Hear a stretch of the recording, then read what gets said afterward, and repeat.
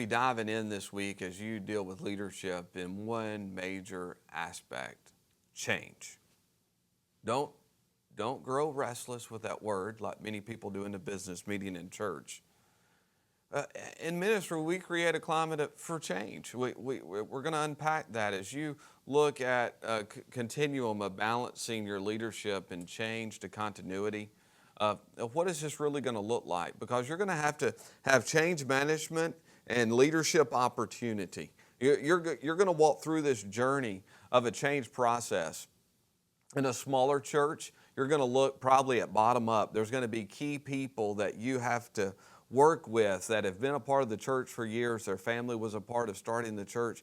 And you're going to have to know, in order to change, you're going to have to use some relational capital and really invest in their lives to understand the culture and help them come alongside that the change needs to happen. I'm not talking about what color the carpet's going to be. I don't like getting involved in those big issues. I'm really not concerned what color the carpet is. I'm just worried about the building being cleaned and ready for what we need to do.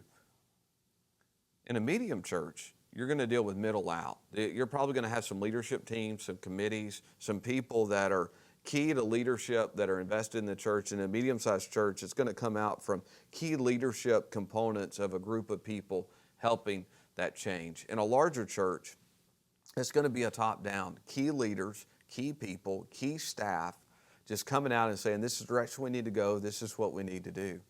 It's very important to know, because as you move in your ministry from different sized churches, it's also going to be impacted by if it's a more rural environment, a larger urban environment, a city environment, being a county seat kind of church, if you will. Is it going to be one of those aspects that more of your people are a blue collar makeup, or is it more of a white collar of business leaders and key people in a community? Every church is going to be nuanced a little bit. You need to understand this change process. So as you just walk through this week, there's going to be some things that help you understand the small, the medium, the larger church and the change process, how you're going to need to be creating a change strategy, what you're going to need to do, what you're going to need to understand. And if you will walk through this logically, if you will go slow, if you will understand to build on strengths and not on weaknesses, and what is already working to just do it better, that you will get a biblical style of leadership that leverages, that doesn't manipulate people, that is not just what you want, but it's what needs to happen for ministry to go forward. And you understand how to leverage that to get to the right place.